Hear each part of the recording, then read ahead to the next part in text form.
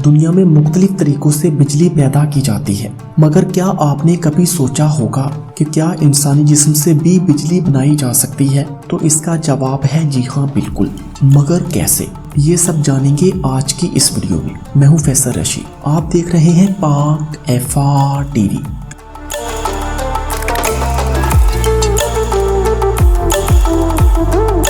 اللہ تعالیٰ نے انسانی جسم کی ہر ایک چیز با مقصد بنائی ہے، اور اسی طرح ہمارے ہاتھ اور پاؤں کی انگلیوں پر موجود دائرے کی طرح دکھنے والے فنگر پرنٹس بھی بے حد اہمیت کے حامل ہیں۔ فنگر پرنٹس انسان کی شناخت کا باعث ہیں اور ہمیں متعدد جگہوں پر اس کی ضرورت پڑتی ہے۔ آج ہم آپ کو بنگلہ دیش کے ایک ایسے خاندان کے بارے میں بتائیں گے جن کے ہاتھوں پر فنگر پرنٹس ہی نہیں اور ان کی انگلیاں بالکل سپاٹ ہیں۔ کئی دہائیوں سے اس بنگلہ دیشی خاندان میں پیدا ہونے والے لوگوں کے فنگر پرنٹس ہی نہیں ہیں۔ 22 سالہ بنگلہ دیشی نوجوان اپوراج شاہی گاؤں میں اپنے گھر والوں کے ساتھ رہتا ہے، اور ان کے خاندان میں ایک انوکھی بیماری ہے جس کی وجہ سے ان کے ہاتھوں پر فنگر پرنٹس نہیں ہیں۔ متاثرہ خاندان کے مطابق ان لوگوں کو اکثر ایئرپورٹ، سم کارڈ نکلوانے یا دیگر ایسی جگہوں پر مشکلات کا سامنا کرنا پڑتا ہے جہاں فنگر پرنٹس کی ضرورت ہوتی ہے، لیکن جدید ٹیکنالوجی کے باعث اپوراج، ان کے بھائی اور ان کے والد کو شناختی کارڈ بنانے میں مشکل نہیں پیش آئی، کیونکہ وہ شناخت کے لیے ان کے فنگر پرنٹس کی جگہ ان کی آنکھ کی ریٹینا یا فیشل ریکگنائزیشن ٹیکنالوجی کے ذریعے سکین کیا گیا ہے۔ اس خاندان کو ایک انوکھی وراثتی بیماری ہے جس کا نام ایڈرمیٹوگلیفیا ہے۔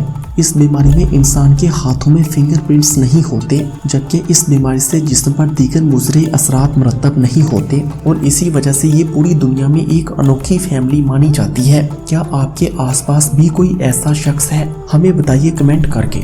امریکہ میں سائنسدانوں نے ایک ایسا آلہ تیار کیا ہے جسے انسانی جسم سے لگا کر اندرونی درجہ حرارت کے ذریعے بجلی پیدا کی جا سکے گی۔ انگوٹھی کی طرح پہنے جانے والا یہ آلہ انسانی جسم کے اندرونی درجہ حرارت کو بجلی پیدا کرنے کے لیے استعمال کیا جائے گا۔ بیٹری جلد کے ہر سینٹی میٹر سے 1 وولٹ توانائی پیدا کرنے کی صلاحیت رکھتی ہے۔ ماہرین کا کہنا ہے کہ 5 وولٹ تک بجلی پیدا کرنے کے لیے اسے سپورٹس بینڈ کے سائز کا بنایا جائے گا۔ یاد رہے کہ 2 سال قبل کیلیفورنیا کی ایک کمپنی نے بھی دعویٰ کیا تھا کہ انہوں نے جوہری فضلے سے نینو ڈائمنڈ بیٹری تیار کر لی ہے جو 28,000 سال سے زائد تک چارج رہ سکتی ہے۔ بیٹری کی طاقت جوہری ری ایکٹروں میں استعمال ہونے والے تابکاری مادے سے حاصل ہوتی ہے۔ اس حوالے سے سائنسدانوں کا کہنا تھا کہ نینو ڈائمنڈ بیٹری کی تیاری میں سخت ترین دھات ہیرے کا استعمال کیا گیا ہے، جس باعث اس میں انسانی جسم سے بھی کم تابکاری کا اخراج ہوتا ہے۔ سائنسدانوں کے مطابق انہوں نے مذکورہ بیٹری کے 2 لیبارٹری ٹیسٹ کامیابی سے مکمل کر لیے ہیں۔